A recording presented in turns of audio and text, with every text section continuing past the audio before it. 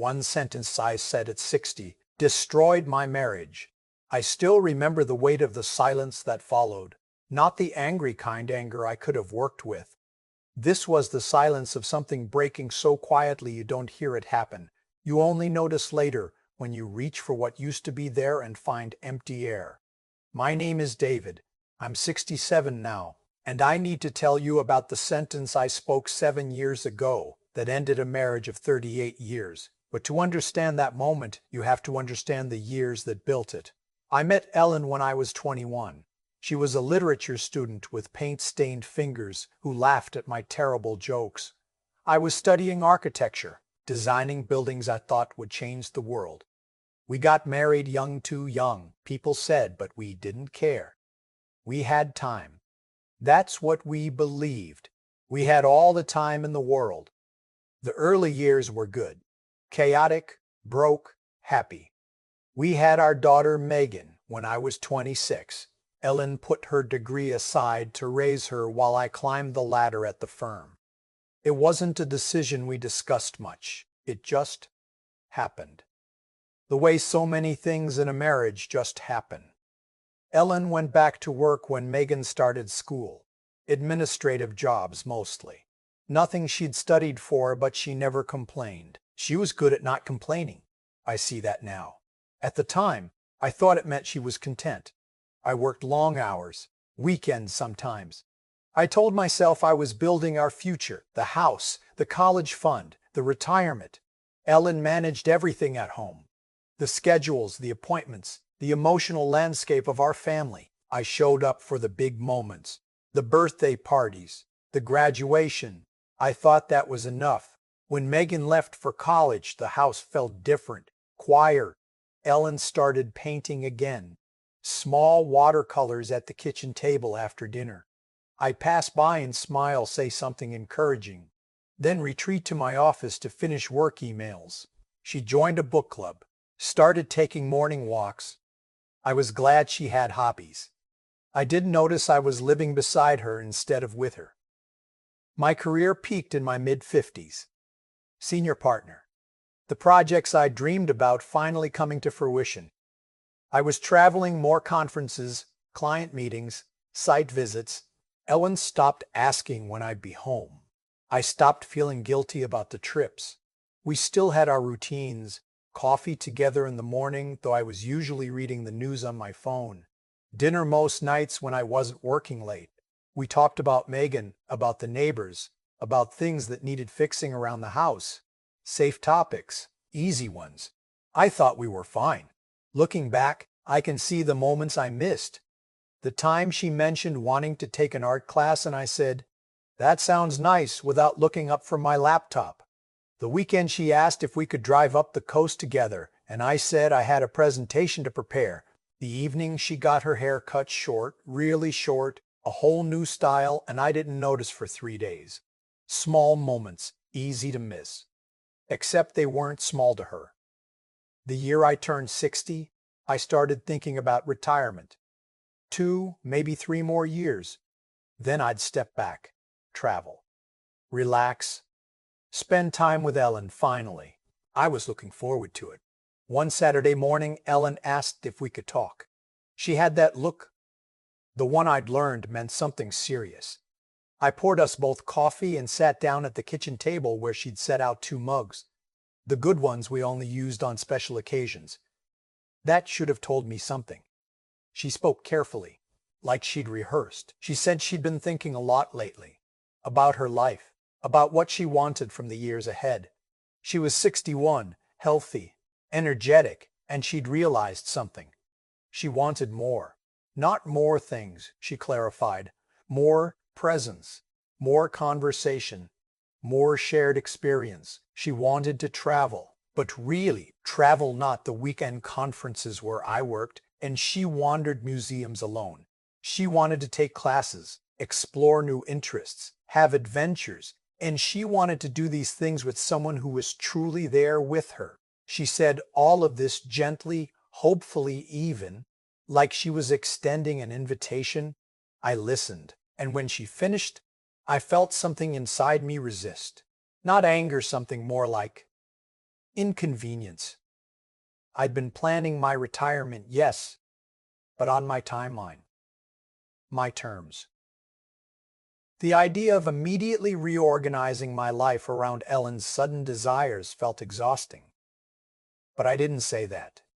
I'm not cruel. What I said was, Ellen, we'll have time for all that. Once I retire, we'll have all the time in the world. It was a sentence I'd said before, in different variations. Later. Soon. When things settle down. Words that had worked for decades, that had always seemed reasonable. This time, she went very still. Then she said, "That's what you told me when Megan was born," and I realized she was right. I had said that 35 years ago. We'd been in our tiny apartment, Megan crying in the next room, Ellen exhausted, asking when we'd have time for just us again. And I'd said, when things settle down, when I get the next promotion, we'll have time. The silence that followed my sentence that Saturday morning wasn't dramatic. Ellen didn't cry or raise her voice. She just looked at me with something I'd never seen in her eyes before. It wasn't anger. It was clarity. She nodded slowly, stood up, and took her coffee to the back porch. I sat there, feeling like I'd missed something important, but not quite understanding what. The next few months were strange. Nothing changed, but everything felt different. Ellen was polite, pleasant even. But there was a distance. When I touched her shoulder while passing in the kitchen, she didn't lean into it the way she used to. Our conversations grew shorter. She stopped telling me about her book club or her walks. I told myself she was going through something. A phase. It would pass. Then one evening in December, she sat me down again. Same kitchen table. Same careful voice. She said she'd been doing a lot of thinking, and she'd decided to take a pottery class in the spring. There was a studio 2 towns over, 3 days a week. She'd also signed up for a watercolor workshop in Vermont in July, a week-long intensive. She said it like she was asking permission, but also like she wasn't. I said that sounded great. I meant it. I wanted her to be happy. Then she said, "I've also been thinking about what comes after these things. And David, I'm not sure I want to keep waiting for all the time in the world to arrive." My stomach dropped. "What does that mean?" I asked. She looked at me for a long moment. "It means I think I've spent 38 years living around your schedule, your timeline, your eventually. And I don't know how many good years I have left, but I know I don't want to spend them still waiting." "I'm retiring soon," I said, hearing the pleading in my voice. "2 more years, Max. Then we'll do what?" she interrupted, and her voice was so tired. "Travel to places while you check work emails, take classes you're half present for. David, you're a good man. You've been a good provider, but you've never actually been with me. Not fully. Not once you've gotten whatever you were chasing." "That's not fair," I said. "Everything I did was for us. I know you believe that," she said. And the sadness in her voice was unbearable. "But you never asked what I needed us to be." We sat there, the kitchen clock ticking between us. "Are you leaving me?" I finally asked. "I don't know," she said honestly. "I'm trying to figure out what I want my life to look like. For the first time since I was 21, I'm asking that question. And I don't know if the answer includes this." She gestured between us. Ellen moved into the guest room the next week. "Temporary," she said. "To think." I gave her space because I didn't know what else to do. She took her pottery class. She went to Vermont. When she came back, she was different, lighter somehow, but also more separate. She'd made friends, had inside jokes I wasn't part of, had experiences I couldn't ask about because I wouldn't understand the context. We lived like roommates for 6 months. Polite, considerate roommates who'd once shared a life. One evening, she asked if we could talk about separation. Not divorce necessarily, just living separately. She'd found a small apartment near the art studio. She wanted to try something new while she still could. I asked if we could try counseling first. We did, for 3 months. The therapist was kind, thoughtful. She asked us to talk about our hopes for the future. Ellen spoke about painting, travel, community, presence. When it was my turn, I talked about retirement, quiet mornings, finally relaxing together. The therapist asked Ellen how she felt hearing my vision. Ellen said, "It sounds lovely, but it's the same promise I've been hearing for 40 years, and I don't believe it anymore." That's when I understood. It wasn't about the sentence I'd said at 60. It was about every time I'd said it before, every later that never came, every soon that stretched into years, every moment I chose the future over the present until the present we had was gone. We separated that fall. Ellen took her apartment. I stayed in the house, surrounded by rooms full of things we'd accumulated while I was too busy to notice her slipping away. We're not divorced. Ellen says she's not ready to make that decision yet. We have coffee sometimes, every few weeks. She tells me about her pottery, her new friends, a trip she's planning to Croatia. She seems happy, more vibrant than I've seen her in years, and I'm proud of her, truly.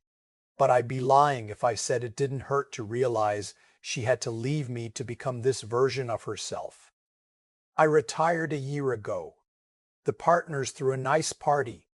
I have all the time in the world now, but I have it alone. The thing about time is that it's only there once. You can't save it for later like money. You can't bank it and withdraw it when it's more convenient. You spend it or you lose it. And the people you love, they're spending their time too with or without you. I told Ellen we'd have all the time in the world. What I should have said was, let's use the time we have right now. That sentence I spoke at 60 didn't destroy my marriage. But it was the moment Ellen realized that all the sentences I'd been saying for nearly 4 decades were just that, sentences, words. Not promises I intended to keep, but placeholders I used to delay what mattered most. I live with that now. The knowing. The understanding that I had everything I needed and I kept putting it off until tomorrow.